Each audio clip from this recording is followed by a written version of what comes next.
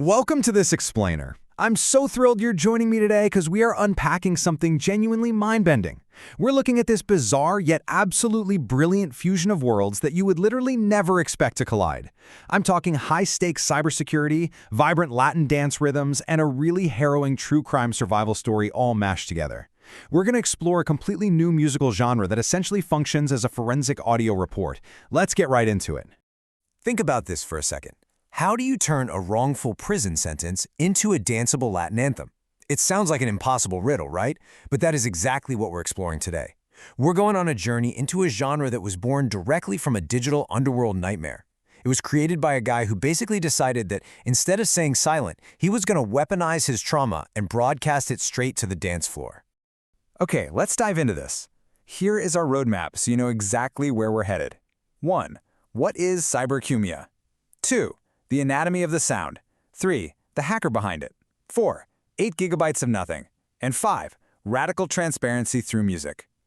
Section 1. What is Cyber-Cumbia? So what is it? Cyber-Cumbia is a brand new musical genre, pioneered by an initiative called the Cyber-Midnight Club project. It's the literal collision of infectious, traditional Uruguayan Cumbia rhythms with these dark, glitchy, cyberpunk aesthetics. But it's not just instrumental. You know, the lyrics are these deeply autobiographical hacker narratives. This isn't just music for the sake of music. It's a sonic chronicle of digital life, cybercrime, and ultimate survival, all wrapped up in a beat that just makes you want to move. Moving right along to Section 2, Anatomy of the Sound. Let's actually break down what this genre sounds like using its flagship track, Summer of Love. The track opens up with this soft, nostalgic acoustic guitar vibe, kind of like a nod to the 1960s. But then, the genre's true nature just completely takes over. Boom, glitch drops. You hear these intense sound effects of binary rain that simulate a digital matrix, and it's all layered over a heavy, traditional Uruguayan cumbia bass line. And just when you think you've got it figured out, it hits you with live, stadium-sized chants of Soy Celeste, the Uruguayan national football chant, along with the blare of 2010 World Cup vuvuzelas. To top the whole thing off, it cleverly weaves in pop interpolations, twisting the lyrics of Cyndi Lauper and Frank Sinatra to fit a hacker's survival story. It's dynamic, it's chaotic, but it's incredibly structured all at once. And you know, this chaotic cyberpunk energy isn't just in the audio. The packaging perfectly mirrors it. If you look at the Cyber-Midnight Club on streaming platforms, the album covers feature neon lights, digital matrix motifs, and dark cityscapes. The whole visual presentation tells you exactly what kind of asymmetric, glitchy ride you're in for before you even hit play. Section 3. The hacker behind it. Meet the mastermind himself, Alberto Daniel Hill. He's a Uruguayan cybersecurity expert and ethical hacker. Actually, you might recognize his incredible story if you've ever listened to episode 25 of the Darknet Diaries podcast. Alberto's life didn't just inspire this genre, his life became the literal forensic blueprint for Cyber-Cumbia. He basically uses the music as an emotional exhaust pipe and as a powerful tool for advocacy. What's really fascinating here is how ordinary the origin story is compared to the explosive music it ended up inspiring. On June 12, 2010, the very first Saturday of the World Cup, Alberto met Evelyn. They were just hanging out in his quiet Montevideo apartment watching football. The next day, she brought over a cactus that they named Walter. Super intimate, super simple. But right at that exact same time, Uruguay's national team was pulling off a statistical miracle, punching way above its weight to reach the 2010 World Cup semifinals. In his music, Alberto takes this quiet apartment romance and completely mythologizes it. He sets it ablaze under stadium lights, surrounded by those vuvuzelas we talked about.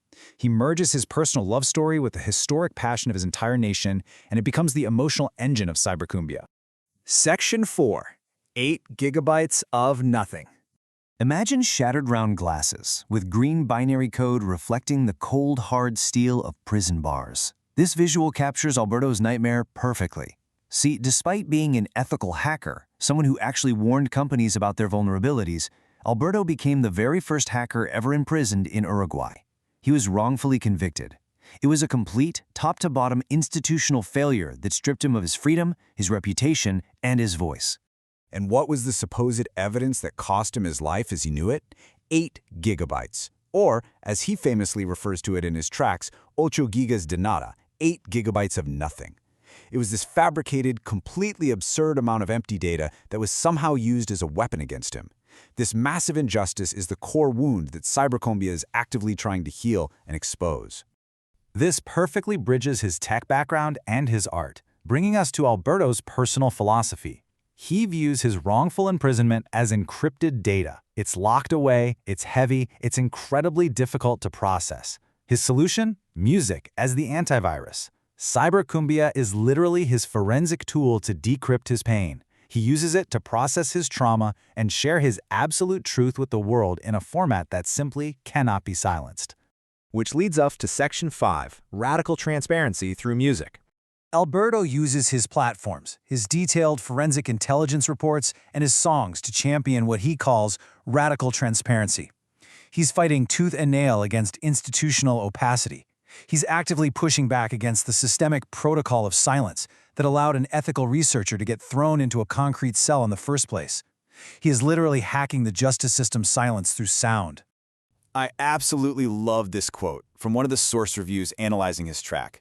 They wrote, "This is not a song. This is a roar from the depths of the impossible." That hits the nail on the head, doesn't it? It highlights that Cyber-Cumbia is not just entertainment. It is statistically defiant. It's a man from a tiny nation surviving an impossible situation and just loudly declaring his existence. It is post-traumatic growth in action, transformed into an absolute weapon of a dance track. And he makes these messages hit home by using some really clever lyric adaptations. For instance, he takes Cyndi Lauper's Time After Time and totally twists it to sing about waiting out a prison sentence and hacking the system. He takes Frank Sinatra's My Way and turns it into this defiant hacker's anthem. Doing this makes the incredibly heavy, dark themes of justice system failure accessible, anthemic, and just impossible to forget. Which leaves us with this final provocative thought.